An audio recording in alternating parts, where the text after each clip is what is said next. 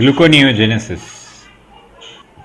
The gluconeogenesis is the synthesis of glucose from non-carbohydrate precursors. Okay, when you synthesize glucose from non-carbohydrate precursors, then that process is known as gluconeogenesis. Now, this gluconeogenesis is a universal pathway which occur in all animals, all plants, all fungi, and all microorganisms. Okay, it is a universal pathway. It occurs in every living organism.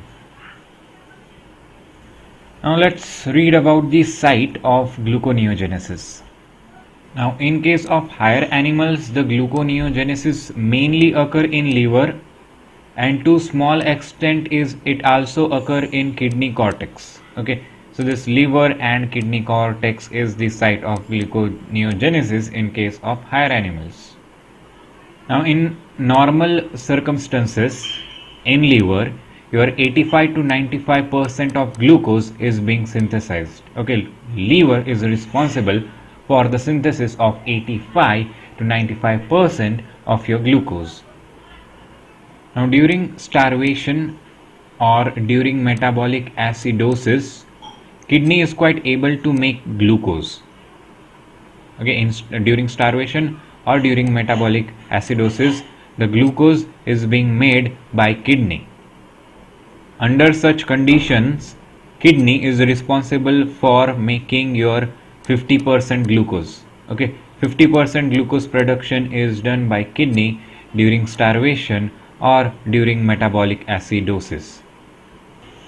Under such condition, the amount of glucose production decreases considerably by liver. Okay, liver produces very considerably low amount of glucose, and kidney is kind of contributing to 50% of glucose production under starvation and metabolic acidosis.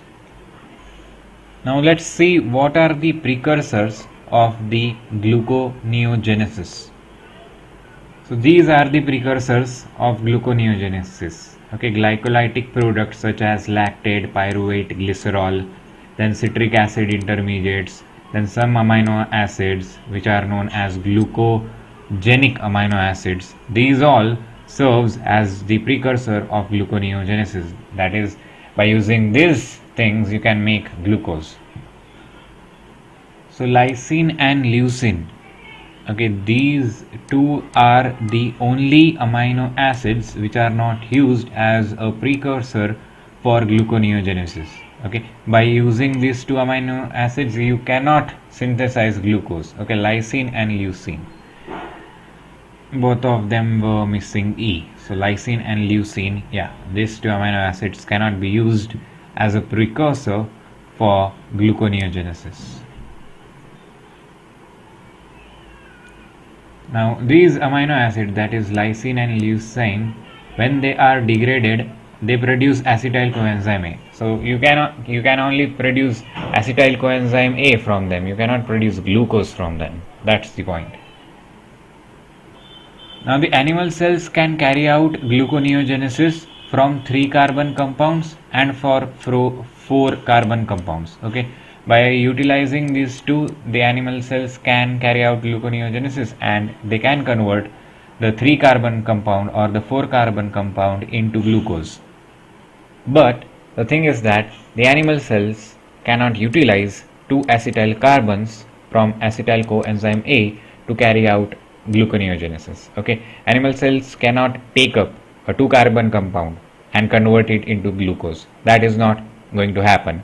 The animal cells need 3 carbon compound or 4 carbon compound to carry out gluconeogenesis. Animal cells cannot convert acetyl coenzyme A into pyruvate or oxaloacetate. Okay, they don't have that mechanism so that they will be able to convert these things into these things. No, animal cells just cannot convert acetyl coenzyme A into pyruvate or oxaloacetate. That is the reason why fatty acids cannot be used as substrate for gluconeogenesis in animal cells. Animals cannot use fatty acids to produce glucose. Why? Because when you degrade the fatty acids, the acetyl coenzyme A is produced, and acetyl coenzyme A, there is no way by which this acetyl coenzyme A can be converted to pyruvate or oxaloacetate by animal cells. So that is the reason why the fatty acids cannot act as the substrate for gluconeogenesis. So yeah, animals cannot convert fatty acid into glucose. That is simple. But there are some plants and microbes which take this fatty acid, convert it into acetyl coenzyme A, and that acetyl coenzyme A is converted into glucose. Okay, this mechanism exists in some plants and some microbes. Okay, so there are some plants and there are some microbes, okay, which can convert the fatty acids into glucose.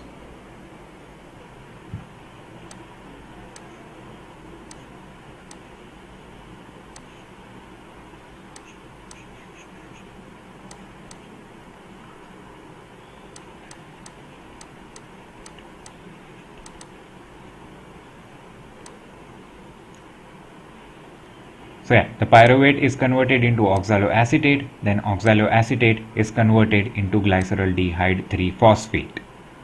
Now your glycerol can also act as the gluconeogenic precursor.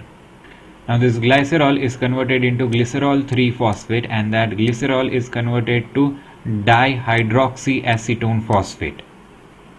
Now both of these things are converted into fructose 1,6-bisphosphate. Okay, glyceraldehyde 3-phosphate and dihydroxyacetone phosphate, both of these things are converted into fructose 1,6-bisphosphate.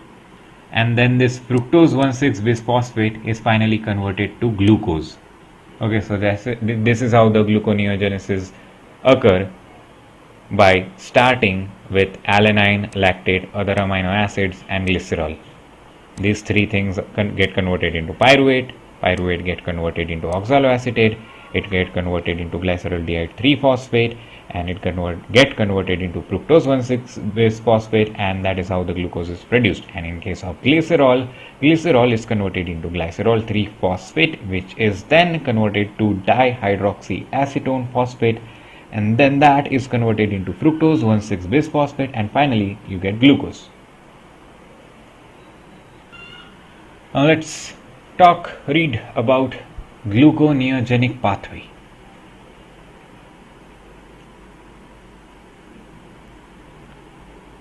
Now glycolysis and gluconeogenesis. Glycolysis is breakdown of glucose and gluconeogenesis is formation of glucose.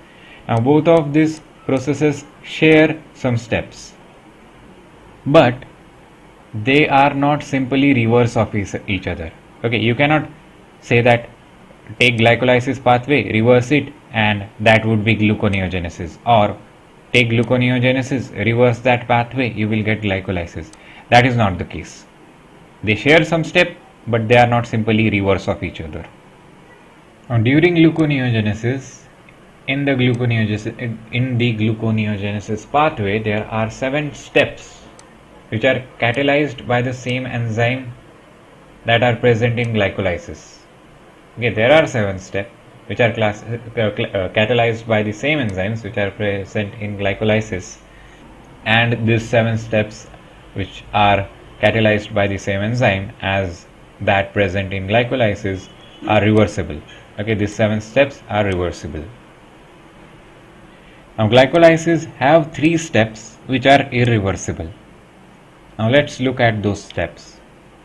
So this step is the step which is irreversible. Okay, the conversion of glucose to glucose 6-phosphate, which is catalyzed by hexokinase.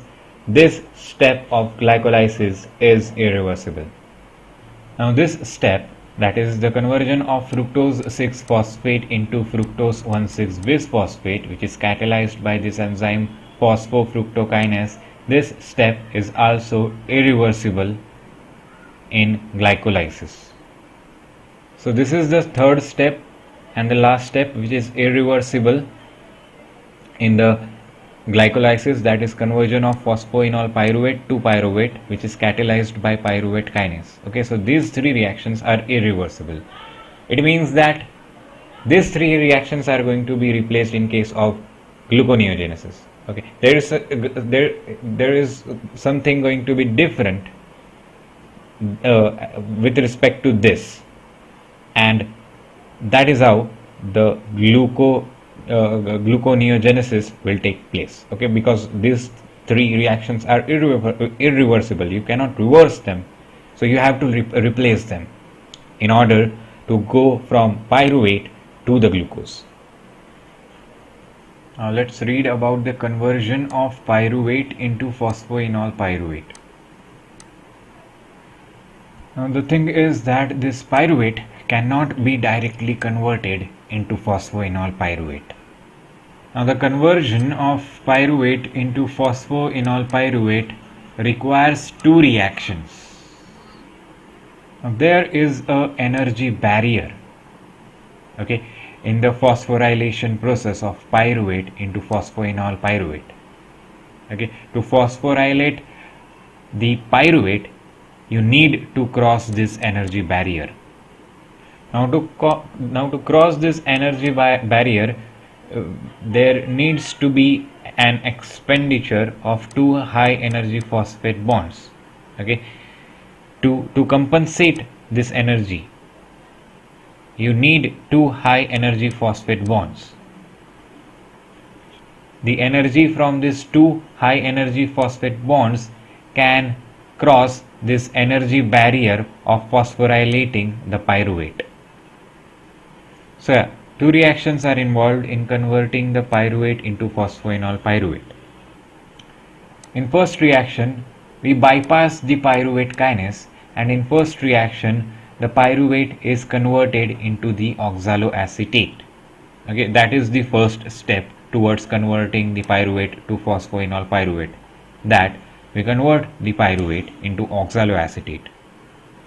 Now this reaction, that is the conversion of pyruvate into the oxaloacetate, is being catalyzed by this enzyme, that is pyruvate carboxylase. So pyruvate carboxylase catalyzes that reaction which converts the pyruvate into the oxaloacetate.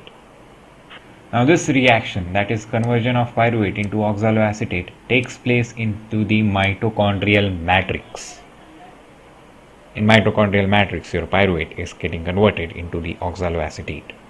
So this is how it looks. Pyruvate is getting converted into the oxaloacetate, and here there is incorporation of carbon dioxide and one ATP molecule is used, and this reaction is being catalyzed by the enzyme pyruvate carboxylase. Now this pyruvate carboxylase, which is converting your pyruvate into oxaloacetate, this enzyme is mitochondrial allosteric enzyme. Now there is a prosthetic group in pyruvate carboxylase, and that prosthetic group is your biotin. So biotin is the prosthetic group in pyruvate carboxylase, and this biotin act as a carbon dioxide carrier.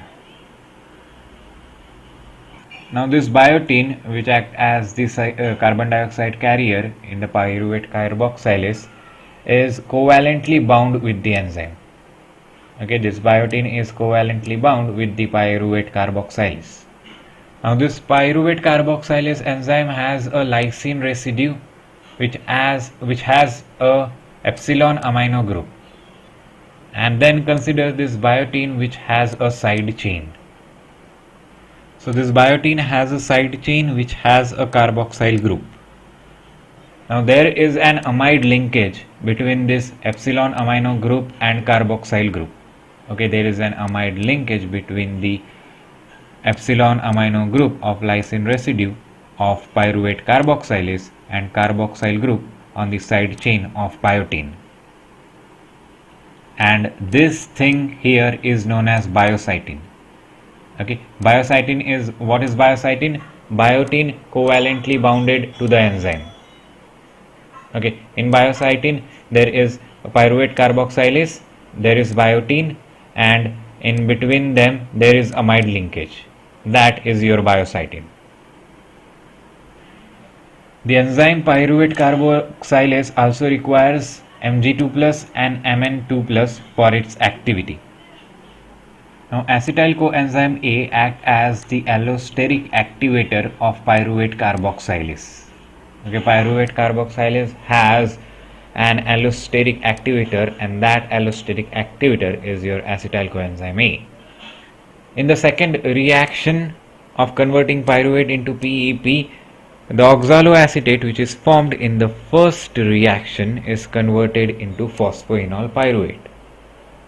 Okay, so pyruvate to oxaloacetate, and from oxaloacetate to phosphoenol pyruvate. That is how it is.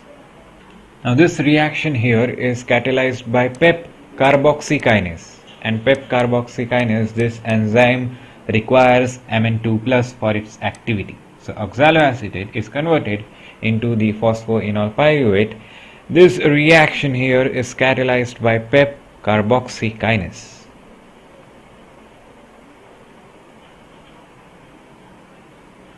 So this is how it looks like. Oxaloacetate is converted into phosphoenol pyruvate. This reaction is catalyzed by PEP carboxykinase and it requires one GTP molecule. Here is there is formation of carbon dioxide molecule, as you can see. Now let's talk about the cellular location of PEP carboxykinase. Now PEP carboxylase is found in matrix of mitochondria only. Okay, only in the matrix of mitochondria the PEP carboxylase is found. But this PEP carboxykinase is found in mitochondria or cytosol, or it may be found in both of them. That is the thing about PEP carboxykinase. Now in humans, the PEP carboxykinase is found in both mitochondria as well as cytosol. But in case of rat and mouse, the PEP carboxykinase is only found in the cytosol of the liver cells. Okay, in case of human, it occurs in mitochondria and cytosol, but in case of rat and mouse, it only occurs in the cytosol. Now in case of chickens, pigeons and rabbits, in these three animals, the PEP carboxykinase is purely found in mitochondria. Now consider those organisms in which the PEP carboxykinase is found only in mitochondria. In such organisms, the oxaloacetate is converted into phosphoenol pyruvate in mitochondria, and then this phosphoenol pyruvate is transported into the cytosol, and in cytosol this PEP is subjected to gluconeogenesis. Now there are some organisms in which the oxaloacetate is converted into phosphoenol pyruvate in the cytosol. Now in such organism a problem arises because of the fact that the oxaloacetate is being converted into PEP in the cytosol and not in the mitochondria. The problem is oxaloacetate cannot cross the mitochondrial membrane and go into the cytosol because of the fact that the mitochondrial membrane don't have any transporter for oxaloacetate. So there is no mechanism by which you can transport the oxaloacetate from the mitochondrial matrix into the cytosol where it can get converted into PEP. So to transport oxaloacetate from the mitochondrial matrix into the cytosol, the oxaloacetate is converted to malate. Okay, oxaloacetate is reduced to malate, and this malate then is able to pass through the mitochondrial membrane and go into the cytosol.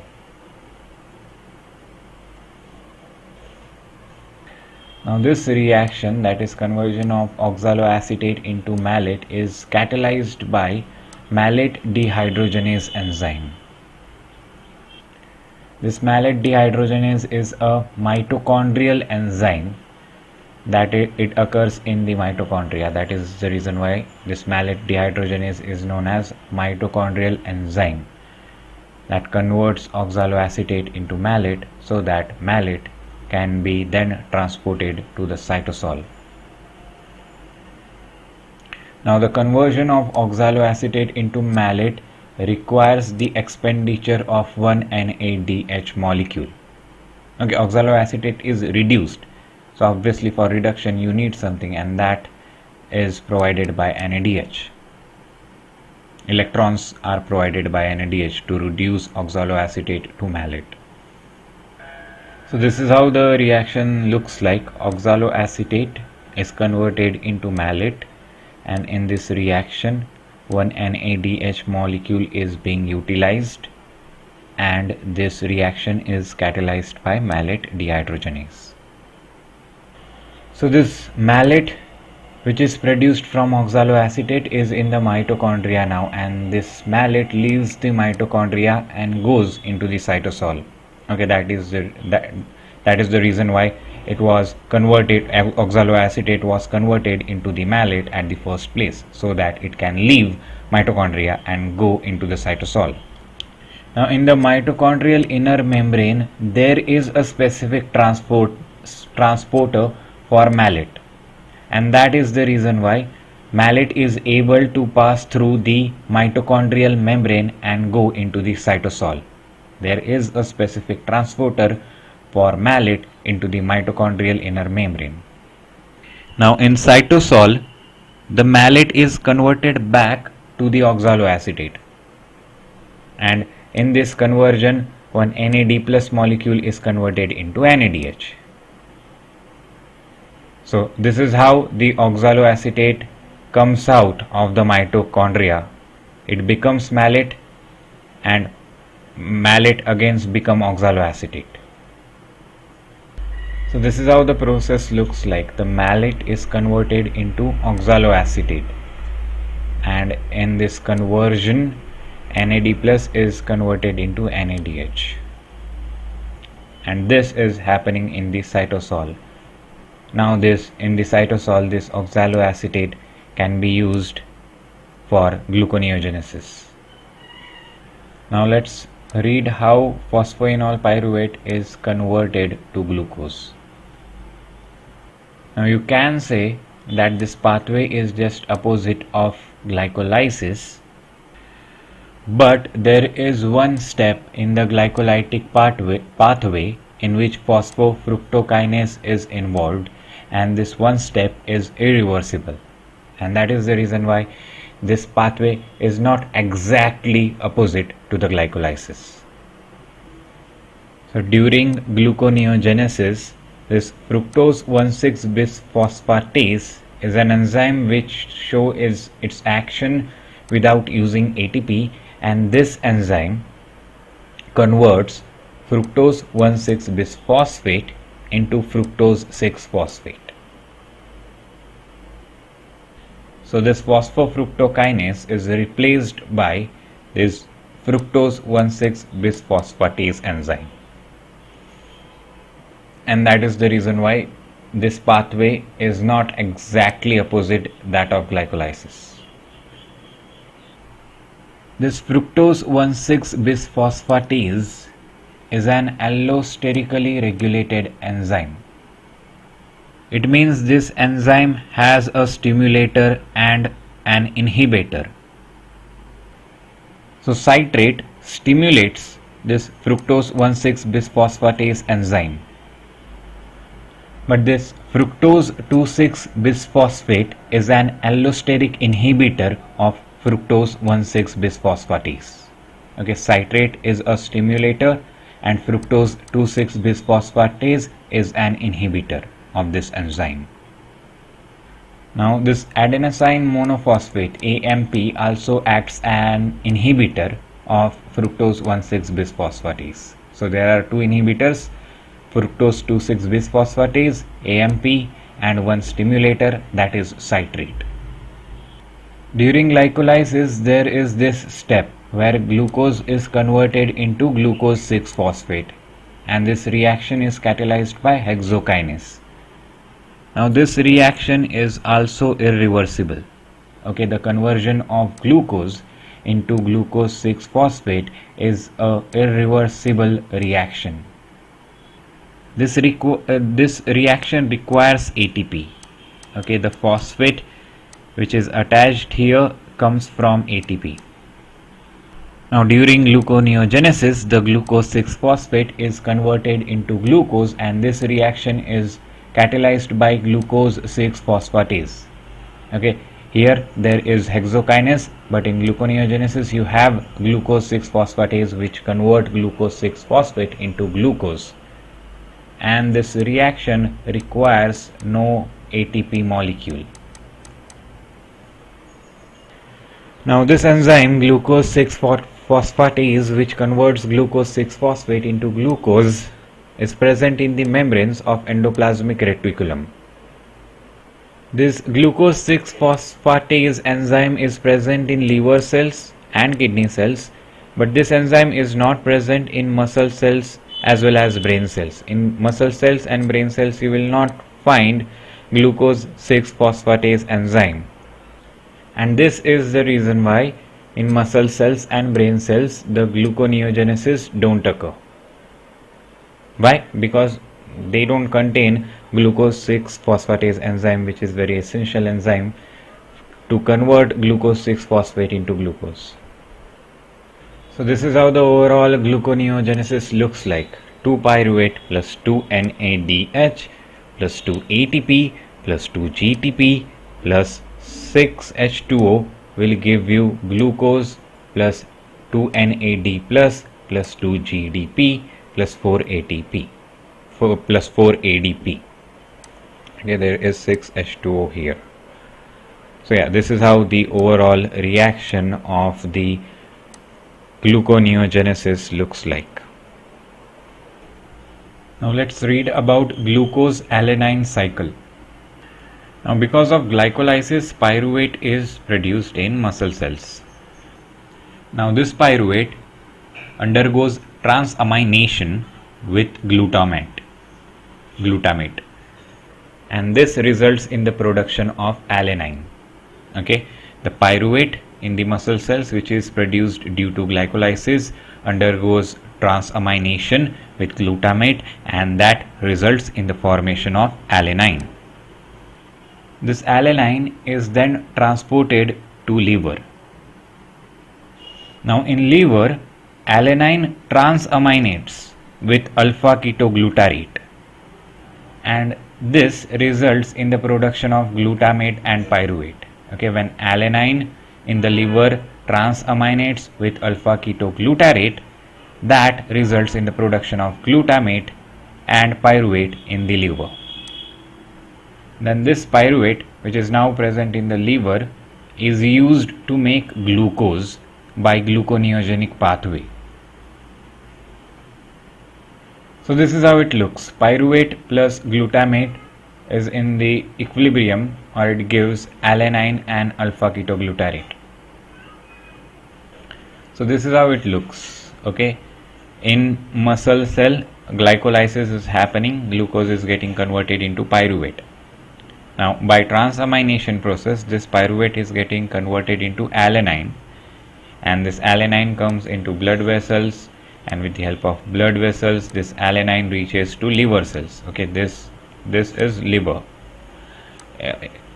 Now in liver cells, gluconeogenesis is happening, that is alanine is getting converted into pyruvate, and then pyruvate is getting converted into glucose. Now the glucose produced by the liver cell is then released into the blood vessel, where it may reach to again muscles, where it again get converted into pyruvate and alanine, and this is how the cycle goes on. So in muscle cells, glycolysis and transamination is happening, and that is how the glucose is getting converted into alanine, and this alanine, when reaches the liver cells, gluconeogenesis happens, and that alanine is converted back to glucose. Now let's read about regulation of this gluconeogenesis. Now most reactions of gluconeogenesis takes place in cytosol, and this cytosol is also the site for glycolysis. So in your cytosol, gluconeogenesis is happening and glycolysis is also happening. So if the glycolysis reaction and gluconeogenesis reaction which are happening in the cytosol are not regulated, then glucose will be converted into pyruvate, and then pyruvate will be again converted to glucose, and glucose will again be converted to pyruvate, and this will keep taking place. And in this process the ATPs and other energy molecules will be wasted, and waste of energy is not a good thing for our cells. So we need to regulate this glycolysis and gluconeogenesis. Okay, whenever the need is there, glycolysis should take place, and whenever need is there for gluconeogenesis take place. These two reactions, it is very important to regulate them. So this glycolysis process and gluconeogenesis process is regulated in such a way that when glycolysis is taking place, then gluconeogenesis is inhibited at that time, and when gluconeogenesis is taking place, glycolysis is inhibited. So that is how we don't waste ATPs and other energy molecules. Okay, that is how you do it.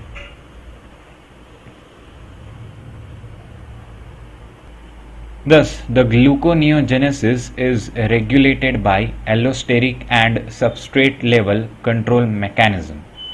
Okay, because of this allosteric and substrate level control mechanism, when gluconeogenesis is taking place, glycolysis is inhibited, and when glycolysis is taking place, gluconeogenesis is inhibited. So this flowchart explains the regulation of gluconeogenesis. So these are the activators and these are the inhibitors. Plus sign means activator and negative sign means inhibitor. So acetyl coenzyme A, if in the cytosol the concentration of acetyl coenzyme A is more, then this step will be promoted. Okay, pyruvate would be converted into phosphoenol pyruvate. And if in the cytosol the concentration of AMP and fructose 2,6-bisphosphate is more, then the conversion of fructose 1,6-bisphosphatase to fructose 6-phosphate will not take place, because these two molecules are acting as inhibitors. So presence of acetyl coenzyme A in the system will promote gluconeogenesis, and presence of AMP and fructose 2,6-bisphosphatase will inhibit the gluconeogenesis. Now this step here, the conversion of glucose 6-phosphate into glucose in the presence of glucose 6-phosphatase, this enzyme is not under the allosteric control. This enzyme is in the substrate control. Okay, substrate level control. It depends upon the amount of glucose 6-phosphate. If glucose 6-phosphate is present in more amount, then this enzyme will act on it and it will convert into glucose. This is in the substrate level control, this enzyme is, and these two enzymes are in the allosteric control. So this is how the regulation of gluconeogenesis takes place.